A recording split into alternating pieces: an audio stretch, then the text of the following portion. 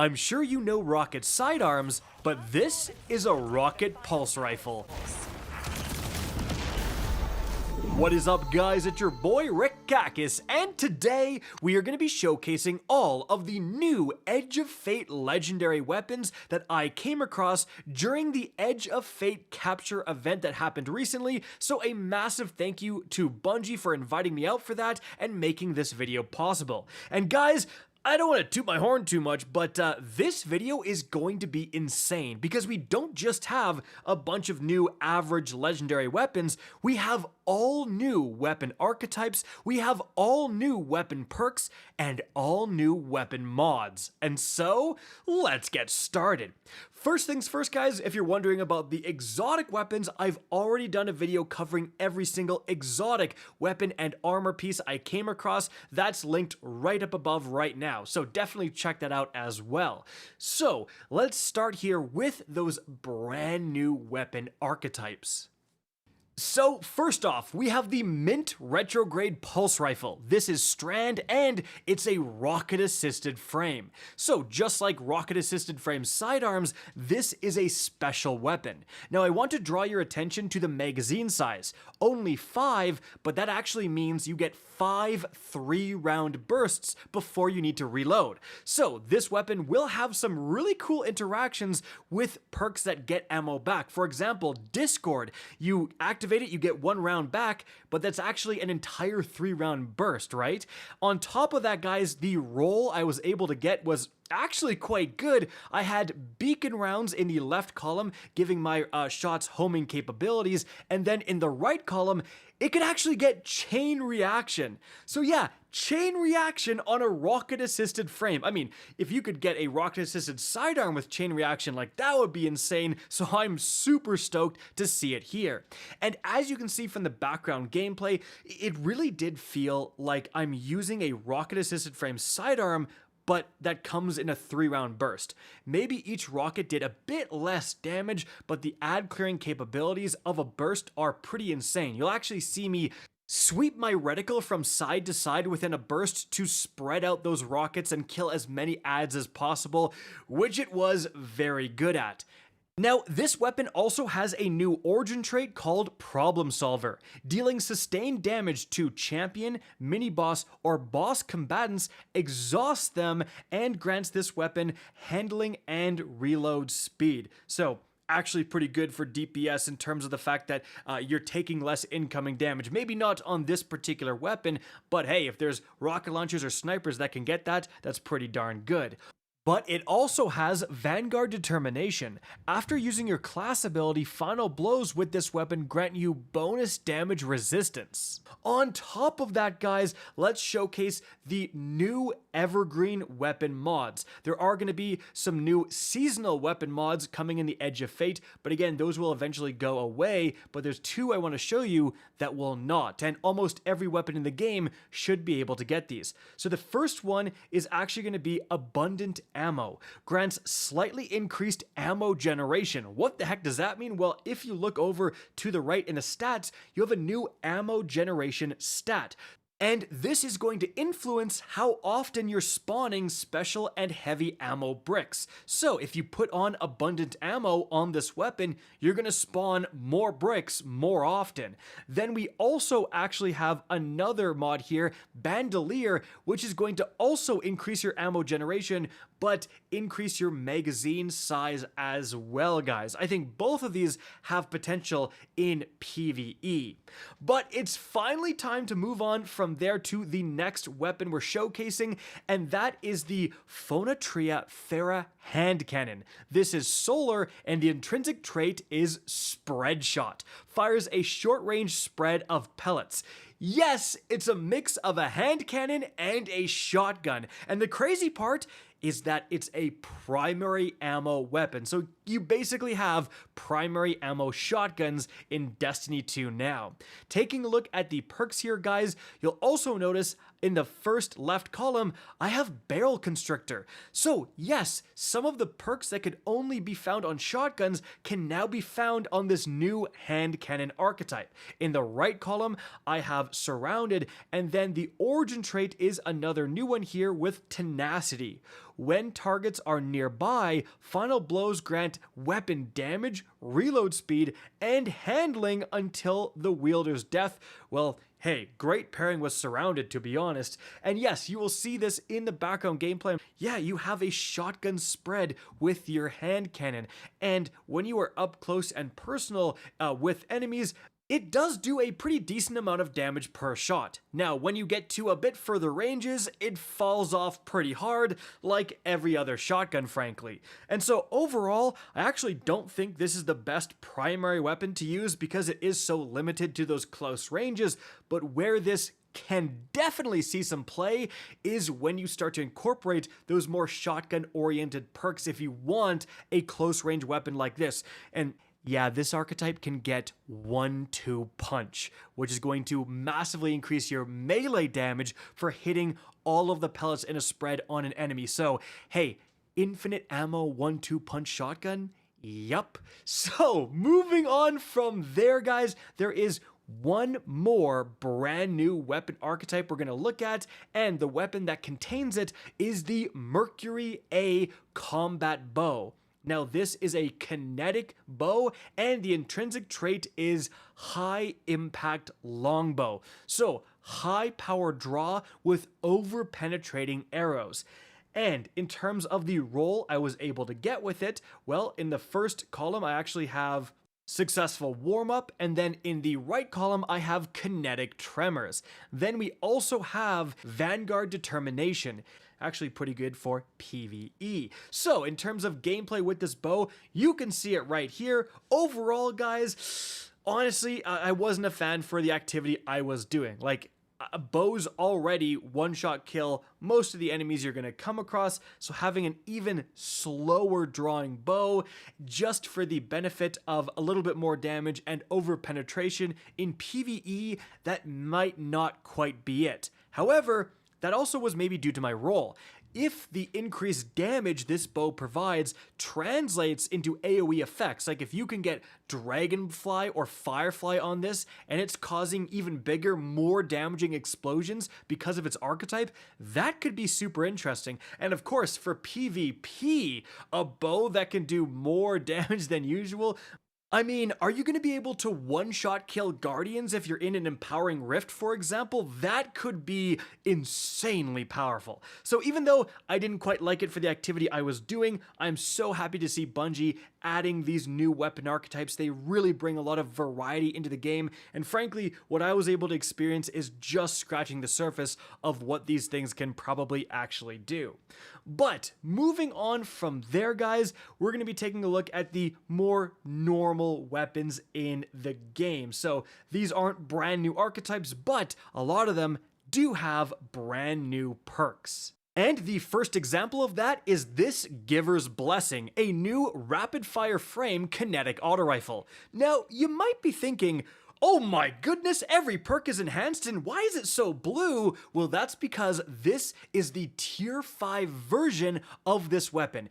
Every single weapon in the game can now drop from tier 1 up to tier 5. I made a separate video going over every single difference between tier 1 to tier 5, so definitely check that out. But suffice to say, yeah, tier 5s are juiced, and even the weapon mods are all enhanced, as you can see. But taking a look at what this weapon can get in terms of perks here, guys, the interesting ones, in the left column we have a brand new perk, Impromptu Ammunition.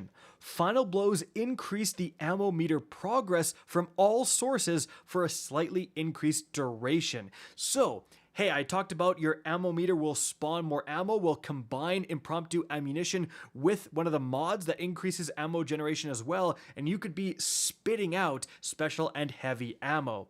Now, in the right column, I also want to point out it can get kinetic tremors, which is kind of insane on a rapid fire frame auto rifle. And we also have a new origin trait with exhaustive research. Aiming down sights at a target for a short time loads a more powerful homing micro rocket, and the enhancement will improve the damage. Now, this weapon is actually one of the Kepler destination weapons in the Edge of Fate. So there's a group of weapons associated with that new location. You know, you're going to get them for completing missions and doing activities on Kepler, and so all of those weapons have that exhaustive research origin trait, guys. In fact, let's continue looking at the rest of the weapons in that Kepler set.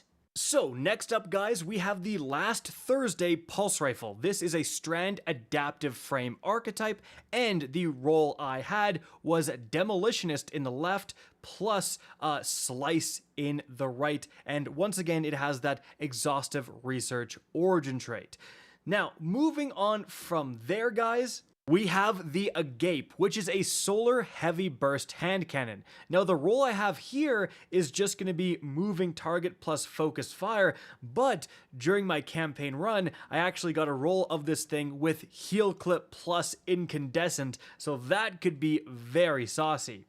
But after that, guys, we then have the Percipial. Now, this is going to be a void precision frame shotgun. The role I have here was actually not bad. I did use it quite a bit with reconstruction in the left plus destabilizing rounds in the right here, guys. And then after that, continuing the Kepler set, we have the Sublimation. Now, this is going to be a high impact frame arc scout rifle, and the role I had was shoot to loot plus precision instrument. And then finally, the last of the Kepler set weapons is going to be the Ulterior Observation, and this is going to be an aggressive frame stasis machine gun, and this role is subsistence plus adagio. However, during the campaign, I got one with headstone in the left and then killing tally in the right, which is pretty darn good actually for a stasis machine gun. But moving on from there, let's take a look at another set of weapons. And how about we do the set of new Trials of Osiris weapons? So, starting things off here, we have the Auric Disabler. Now, this is a strand precision frame auto rifle. Taking a look at the perks here, another tier 5 by the way, we have Dragonfly in the left column. Dragonfly is pretty darn rare on auto rifles, so pretty excited to see it here. In the right column, we have heavy hitters like Onslaught as well as Sword Logic, so that's pretty exciting. And then we have a new Trials of Osiris origin trait called Fleet-Footed. Dealing damage grants you an extended window of increased movement speed and airborne effectiveness. Landing a final blow increases these effects. And then also, we have a new Crucible origin trait, Roar of Battle. Being in combat for a short duration increases handling and stability for an extended duration. And then finally, we also have just the Omelon Fluid Dynamics origin trait that we know and love, and or hate. Moving on from there, guys, the next Trials of Osiris weapon we're looking at here is going to be the Aureus Neutralizer. Now you can see I actually took off the tier 5 ornament for this thing to unveil what they look like at a base level. Pretty darn sweet still. And then, guys, this is another spread shot hand cannon, this time kinetic, and taking a look at the perks here, yeah, they're insane. Like, you get full choke on your hand cannon, you have barrel constrictor, you have threat detector, and then in the right column, you have stuff like closing time, and you have 1-2 punch, enhanced 1-2 punch, as well as opening shot. Really, really interesting to get this brand new archetype added to the game. Moving on from there, we have 3 more Trials of Osiris weapons. However, all 3 have been reprised, but they have been given the new Tier 5 treatment. So the first one is the Forgiveness. This is an arc heavy burst sidearm. You can see it can get like volt shot, surrounded, some interesting rolls here. You can actually see like Rev 1, so every time they do get reprised, that'll change to 2, 3, etc., but they'll be back with, you know, new perks and all that stuff. We also have the origin traits we had before. The next one getting a reprise is the Aisha's Embrace, a Void Rapid Fire Frame Scout Rifle. In terms of the perks here, it can get some of the new Void hotness like Withering Gaze, so that's something to look out for. And then finally, guys, we have the Unwavering Duty, which is a solar adaptive frame machine gun, and we have an all new perk present here. So in the left column, I mean, you have stuff like auto-loading holster, 4th times the charm is super juicy, you have Cascade Point, and then you have Burning Ambition. Dealing sustained damage more quickly scorches the target. Dealing damage to a scorched target inflicts Scorch. So basically, this is the DPS version of Incandescent. You are dealing Scorch to one particular target, which also means you're getting those ignition explosions. I wonder, like, if the entire team had Burning Ambition weapons, just how many ignitions you'd be causing. It could actually be pretty crazy, and it's an interesting way of increasing your damage because it has synergies with certain aspects of your build. I mean, you can put on a fragment that improves the amount of Scorch stacks you deal, guys. But guys, it's time to move on to the next set of weapons we're going to look at, and that is, I believe, the seasonal weapons. Now, the first example here is the Shoreline Dissident. This is going to be a Void Rapid Fire Frame Sniper Rifle, and I have the role here of Ambitious Assassin plus Precision Instrument. Now, these all have the Bray Legacy origin trait. Damage with this weapon generates a small amount of ability energy for the one closest to a full charge. These are already present on Deepstone Crypt raid weapons, and now we're seeing it on these weapons. After that, guys, we have the Faustus Decline, and this is going to be a Stasis lightweight frame sidearm, and the role I have of Demolitionist plus Headstone is actually pretty saucy for PvE.